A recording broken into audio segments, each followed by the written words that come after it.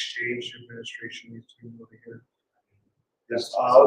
His cloud side of things is like kind of his forte right now. That's good. I mean, if you learn that first, then you don't have to learn any of the bad hygiene from typical workload computing. Right. Yeah. All right, guys. I think we're, according to Kyle, we're live. So I'm going to go ahead and get this process started, get this party started here. Small group today, but that's okay. For those that don't know me, my name is Richard Maloley. I was just actually upgraded to co-leader here with Esquire, apparently. So this is my first time in a leadership role with this group, so don't judge me too harshly.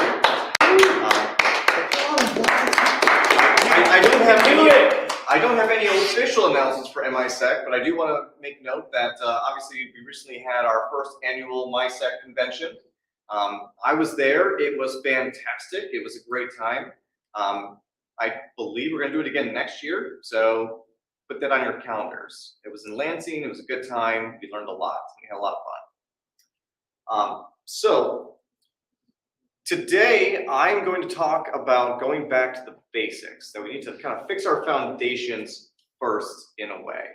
And this is kind of a weird topic area for me, but also kind of a weird experience right now, only because I was supposed to give this talk earlier today. So this is my first time giving it officially because I wanted to do it earlier, but I am resigning from my job and they thought that it would be inappropriate for me to give the speech today. So I'm going to give it anyways. A little bit about me. For those that don't know me, again, my name is Richard. I am a senior security consultant and ethical hacker. I work at a place called Vervint for the time being. However, as of January 5, I will be moving on to being unemployed. So that'll be interesting for me. I haven't been unemployed since a long time. I've got over 7 years of experience in the industry doing cybersecurity and IT security assessments. I do, in fact, drink martinis, and I love my steak rare, medium rare, and recently with a little bit of goat cheese on top of it. If you haven't tried it that way, I highly recommend it. My tagline is, I get paid to break the law. I get paid to break the Computer Fraud and Abuse Act, and I freaking love it. Also, hire me so you don't become the next MGM. For this crowd, so I wrote this speech originally for not this specific crowd, but it still applies, that we live in a world that's full of good and bad actors, unfortunately. Now, I'd like to think that those of us in the room, we would consider ourselves the good actors in this world. However, I do know some people in this room, and I can say the opposite. But the reality is we have bad actors amongst us. And those bad actors, they keep us employed, but at the same time, they cause a lot of havoc in our world. But why do they do this, right? We kind of know those reasons why. They want to steal your data. They want to make their own money, right? Terrorism is one. State-sponsored terrorism, state-sponsored hacking computer crimes is one thing. We see this weekly, monthly between Russia and Ukraine, for example. I believe just this week, Russia took down Kiev's primary telecoms, right? And then just the other day, Kiev took down some Russian tax institution as well. But the harm that they cause outside of, say, warfare is still real. Healthcare is impacted, right? Real people lose money. Grandparents lose money. Companies lose their data. They lose their competitive advantage. They are forced into extortion, right? It's a real bad thing. And we're supposedly here to stop that or to prevent it or do something about that. And what I found really interesting, so this comes from Huntress, that 56% of breaches are malware-less, meaning you got phished or you had a vulnerability that was there, right? It wasn't somebody installing a piece of software and taking advantage of you. It was simply that you clicked a link, you did the thing. You did the thing, we did the thing, our users did the thing. Why is that still happening? And so obviously this crowd's a little bit different. We know this is not what a hacker looks like anymore, except for the guy in the back. Instead, it looks like this. It's regular people hired in a corporation, sitting in a stuffy office, usually on older computer equipment, sending out phishing emails, standing up phishing sites, writing the malware as a team. The crazy thing about this, and I try to get this across to the normies, the non-techies, right? These criminal organizations are just like our organizations. They have staffers, they have project managers, they have salespeople. They have people that do the initial access brokering, right? I've got access, I'm willing to sell it. You sell it up the chain. You've got decision makers going, well, that target's not worth our investment. Or yeah, that target is worth it. Let's go ahead and proceed with this project. That's how it works these days. It's not just some guy in a basement hacking away. Although that's usually where it does start, with the access broker. And I say that to bring us to the point here, that we as a society, as a culture, as an industry, as businesses, and even just as users are failing at the basics. We're not doing the basic security culture aspects that we need to do to protect ourselves, our users, our organizations, and our data. And that does fall down to all of us. We just refuse to do the basics. We focus so much effort on the big things, the big projects, the federation, the connecting everything, the Okta SSO. We want to do all these big things, but while you're doing that big thing, you are still running as domain admin, or local admin, or weak service account passwords, or just weak passwords, or no MFA. We're failing at that. The goal of this talk today is just to convince people to do the low-level stuff. I firmly believe if everyone had MFA on every account, no more phishing, no more business email compromise. Simple, right? I mean, this is a simple statement that is pretty much true. If every user account at your organization, in order to access email, requires an MFA prompt, that will protect you until you get to MFA fatigue. Yeah. So, the topics I'm going to touch on today a little bit, and it's not going to be a very long speech. I'm going to shorten this up a little bit for this crowd. We're going to talk about passwords, MFA. We're going to talk a little bit about visibility into your network and your devices. We're going to talk about applications. I do over 100 security assessments a year. How many assessments do you think I do where I see no unsupported applications or no applications missing updates? How many? Zero. I have two. I have two customers that are that way. And the crazy thing is that one of those customers is the smallest credit union I've ever worked with. They're out of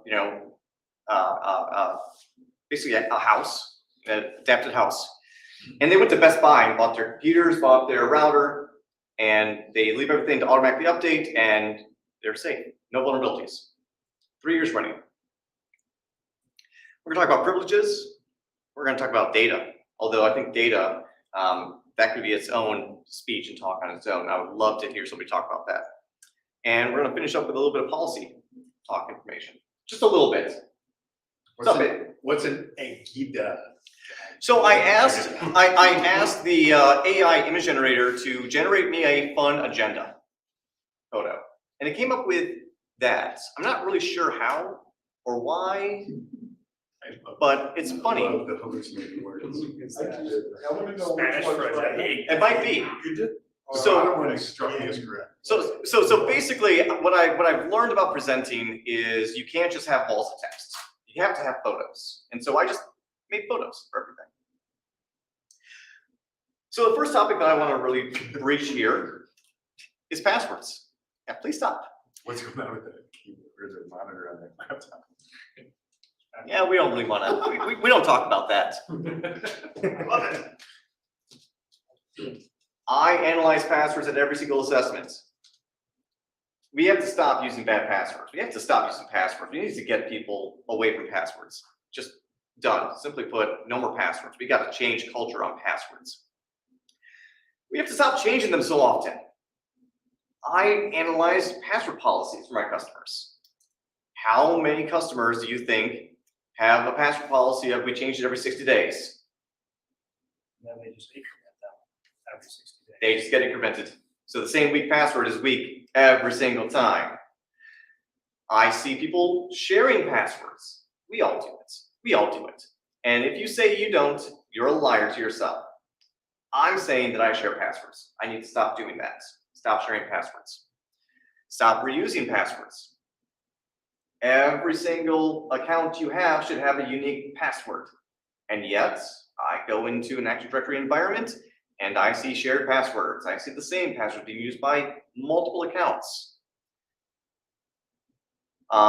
If you are an administrator and you have domain administrator privileges, and hey, we're going to talk about this in a little bit, but you're doing the right thing. You have two different accounts, right? You've got your daily driver and you've got your domain admin, and you'll never log into your domain admin. Is it the same password? Guess what? You just got owned because you got phished. And the first thing you're going to do is, with your standard user account, check to see what other accounts there are and try those passwords. Simple as that. We have to get a culture of passphrases. I love coffee, it's my jam. Boom, 20 plus characters. You have no idea how I spell that. What spaces do I use? What punctuation do I use? That's not my real passphrase anymore, because I don't trust any of you. Just going up and changing all. He likes jelly, not jam. That helps you all. We really need to get to the point where not only do we have unique passphrases, but we get there because we salt them. Find your fantastic passphrase, salt it. I love coffee's my jam at work. I love coffee's my jam at Facebook. I love coffee's my jam at MySec. Salt your passwords. It makes it easy to remember. For the love of God, use a password manager. They're cheap. If you're in leadership at an organization, you should be doing this and you should be enforcing it for all of your employees, right? What happens when an employee gets hit by a bus and you need those passwords? Password manager. What happens if you want to share those passwords around the organization and audit who has used what password? Password manager. How do you want to enforce that your employees are doing good passwords and making good passwords? Password managers. They can audit that for you. Easy, cheap. I don't care what you use. It could be a shared Excel document with a password. I don't care. Just a manager of some sort. So as the little dog says, please do. Please do that. I have no idea why we still suck at doing MFA. First and foremost, despite all the debates we get into, SMS is better than nothing. Fight me. I will win. I have one of those cell phone towers in the background. SMS is better than nothing. I'm sorry, your grandma is not gonna sit there with a push MFA. Your grandma is not gonna learn how to use a YubiKey and keep it on her at all times. It's just not the real world. We live in a real world, not a utopia. I love my YubiKey, but I'm not gonna give it to my grandma. Push MFA, don't ever use it. I'm done with it. I've literally sat through breaches where it happened because the push, I just hit accept. It's a real thing now. MFA fatigue does happen. The number matching, I mean, obviously that's a lot better, but seriously, you need to bring up your app, look for the number, hope you have internet access. I've had spotty internet the last few days. I've had some weird attempts to do multi-factor logins. Just text it or use an authenticator app with the code. Easy. It never fails. Unless you forget your phone. Unless you forget your phone, but I mean, honestly, how often are you without your phone? You should hear the English department bitch. But honestly, for those of us that are not grandmas, push the phish-resistant YubiKeys and similar hardware tokens. Buy them for your organization. They're cheap. They're like, what, $30 a pop? Buy them in bulk. Just do it. Get used to it. And then we also need to do a little bit of a real talk here after talking about passwords and MFA. Because even us security professionals fail at this, right? Who has an ID badge for work? Yeah, got your photo ID right there. How many? Yeah, how many people keep it on and invisible when they go walking down the streets? Come on, a little bit of OPSEC. And I like ID badges. I just don't want them visible in public. One thing I like to ask is, of an end user, when there's a breach, you got the MFA prompt, right? Did you do something to get that MFA prompt? No. Then why did you hit approve? Why did you do that thing? Just connect the two, connect the dots. Encrypted comms. We, all of us, and especially our end users, seem to think that social media is a great way of communicating. DMs, Twitter DMs, Facebook DMs, and all that. That's not encrypted. Text messages are not encrypted. If you're going to talk about anything sensitive, especially in 2023 and going to 2024 with all the stuff that's going on in Texas, reproductive health and all that, you're going to want to use encrypted comms. And you should just do that in general. Signal, encrypted, end to end. The only way that gets broken is if you hand your device over to law enforcement, unlocked. Why would you ever do that? Lock your devices. On your phone, you know, if you get arrested or are detained and your fingerprint reader is enabled, they can compel that. If you're using Face ID, they'll just do Face ID on you. They can't compel a PIN code. Know how to secure your phone in an emergency. There's a shortcut. It's a thing. Both Apple and Android can do that. Learn those things. Be better about it. Stop posting on social media when you're gone. Don't say, hey, we're all down in Cabo. Yeah, now you just told everybody that knows where you live that you're not home. Why would you do that? So please, people, just be a little bit smarter about what you post, how you communicate, and with whom about what. A little bit about visibility. And this is more along the lines of your network, right? So we all work at an organization. We all have our own home networks. So my first question for some of my customers when I'm doing threat hunting, threat analysis, or really even like a tabletop exercise is always, I've placed a malicious device on your network. Find it. I did that experiment several times now. And generally speaking, the IT person in charge looks at me like a deer in headlights, like, ugh. What do you mean? Ugh. Where do I start? If you're managing a network, if you're managing that, you should not be asking me how to start identifying stuff on your network. You should have a list of everything that you know you own. That's a list of devices, operating systems, applications, services, cloud services, firewalls, switches, servers, workstations, blah, all that. If you don't have the basics of that, hire me. Hire me. I'll help you out there. Threat hunting, malware. How does malware work? Gets downloaded, runs, talks out to get commands, right? Talks out. Do you know how to get a list of all your outgoing egress connections for your network? If you don't, stop. Don't even think about doing that big thing. You got to fix that first. You should be able to just go right to your SIM or go to a command console and get a list of active connections right now. If you can't do that, stop. You're not mature enough to do that big thing. Because if you go to that big thing, you're going to miss the small thing. And the small thing is going to be a breach. That becomes a big thing. where's everything stored? This is kind of tied to data, but honestly, where are you putting your stuff? Do you know? I mean, we got stuff all over our phones, laptops, personal laptops, right? So you take your personal phone, you access your corporate email on it. How much is saved? How's that managed? Those are all questions that, you know, professionals in our industry need to ask. And honestly, business leaders need to ask, and end users need to be aware of. Let's talk a little bit about applications.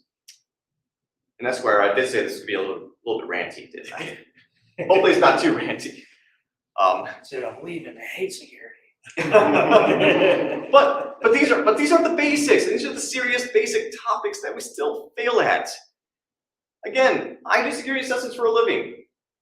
I see all the applications installed in your environment. And the crazy thing is, when I do my presentations and IT folks in the room are like, huh, what's that?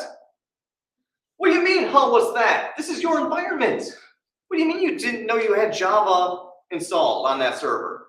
Or that it was unsupported by like 5 years? Like, that's something you should know. You manage the environment.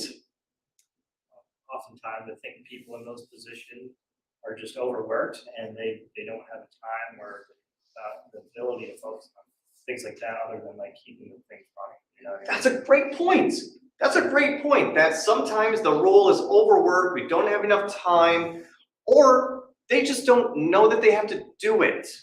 That's why I'm doing this speech, to tell you that you need to do this. And if you don't have the time to do it, then hire me. I will help you out. How are we doing patching?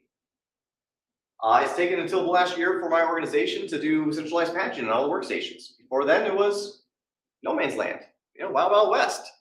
That's a question that I get asked by customers almost every single engagement. How should we do our patching? Because you found all these missing patches. How should we do the patching? Well, there's companies that do that for you. There's services for that. Do you have a list of all your licenses? Are they centrally managed?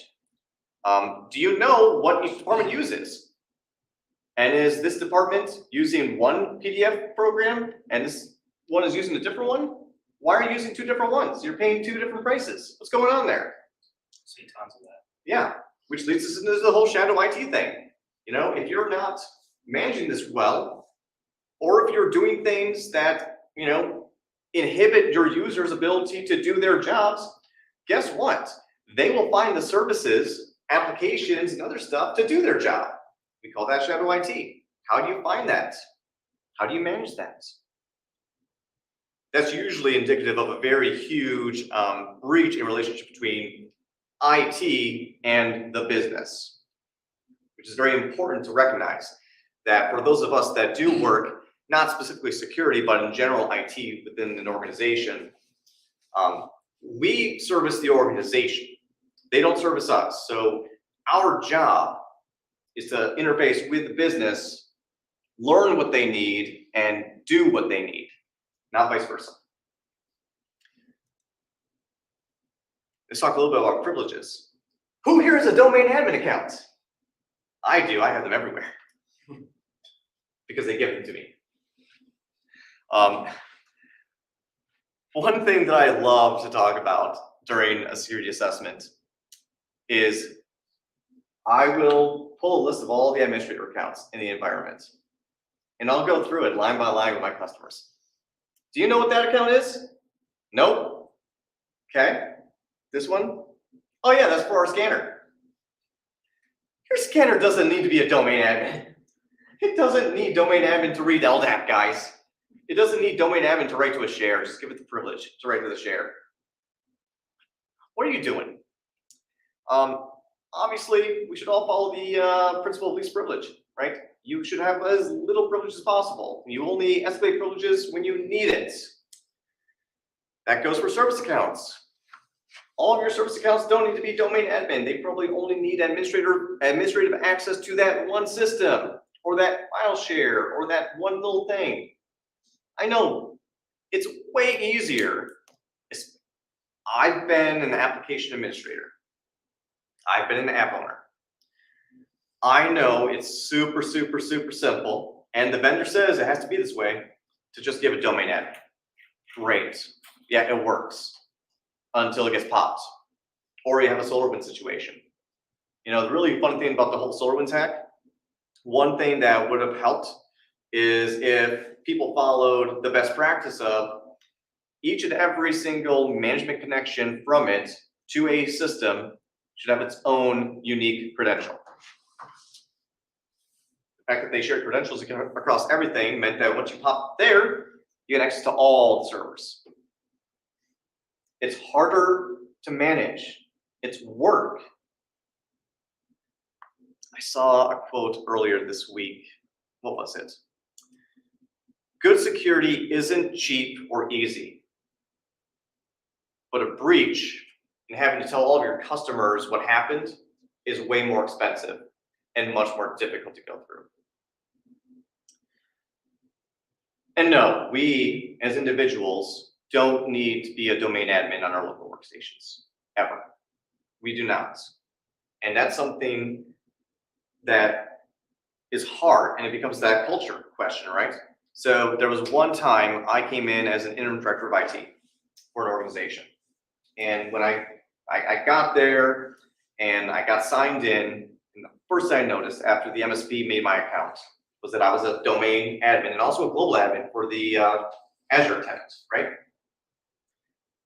First thing I did, call Brian. Brian, why am I an administrator? Because you're the director of IT. No. Why am I the administrator?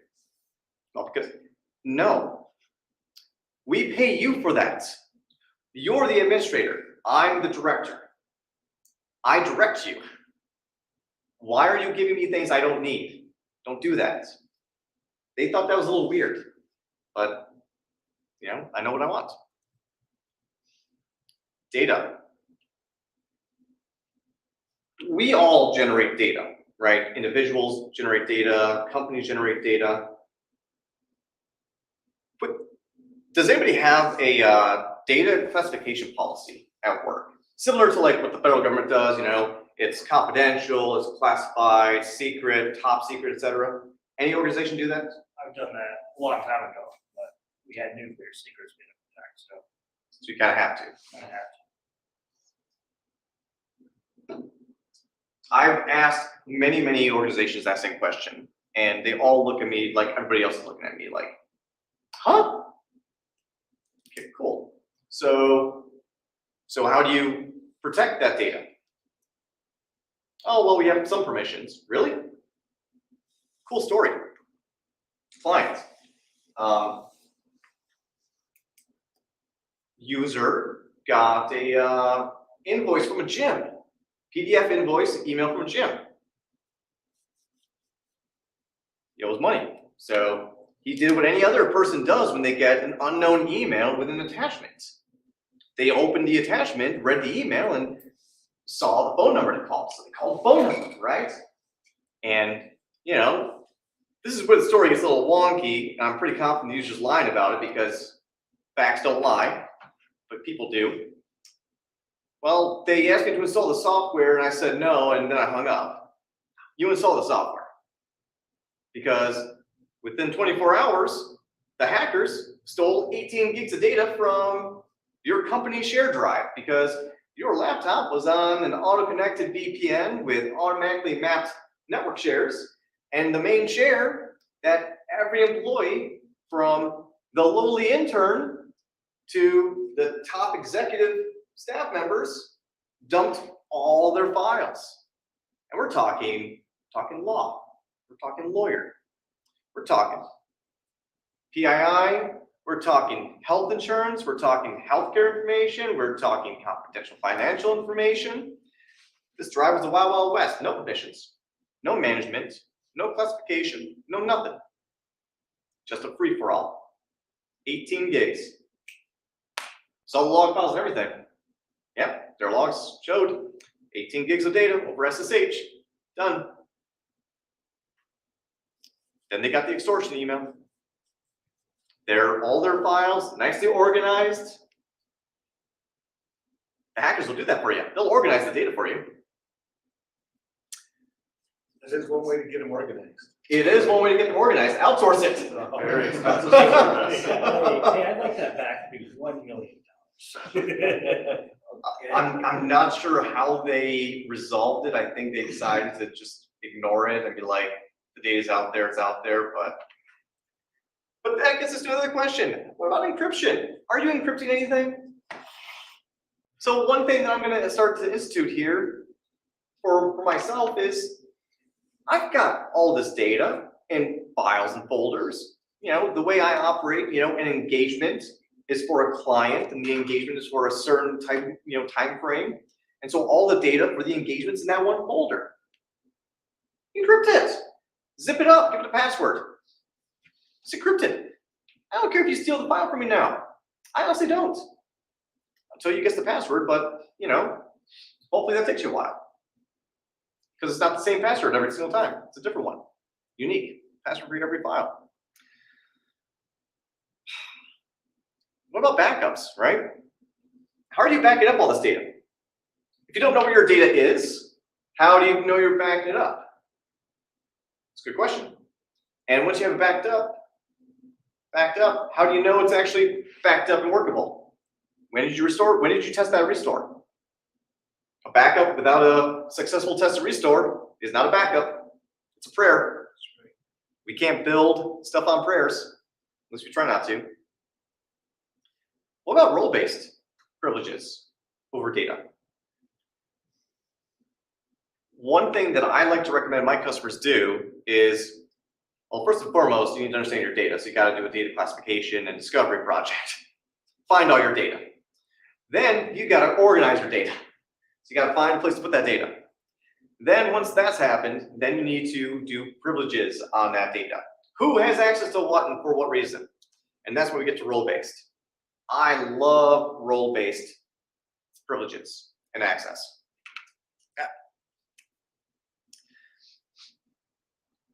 If you're an accountant, you should have access to certain data. And I'd argue that once you move into that role, you first only get read access to whatever files that department has. You don't get write access until you need it. And then we can put you into the write access group, and so on and so forth. Groups work, role-based works. And finally, policies. Because everything I talked about before, none of that works. None of that can happen until your organization has a policy. No one's going to do jack until there's a policy that HR, that management, that whoever can point at and say, you have to do it this way because we told you to do it this way, right? If you're left without no direction, you're going to do whatever the heck you want to. And that's where the problems start, because we've been doing whatever the heck we want to without any guidance, without guidelines. Policies set that expectation in the baseline. Policies are not law. Policies should be reviewed. They should be updated when it makes sense, which also means you need to hire people that can write policy. I can do that. I hate policy stuff, so don't hire me for that one. So I'm going to wrap this up real quick. I had a lot of fun with the Meta AI generator for all these photos, by the way. I actually had a few prompts where it came back like, yeah, I can't do that. It's like, oh, okay. So good and bad people exist. I encourage everyone in this room and on the live stream, anybody that watches this, please be on the side of good. Help us, help me, help you, right? I swear if we all just practice the good basics, the good hygiene, the world will be a better place. There will be less war, we'll have more fun, we can frolic. I want to frolic. Esquire, will you frolic with me? I love to frolic. Fantastic. And we all play that role. We all do. You know, from the security consultants, you know, to sales and business development, to MSPs, to IT leadership.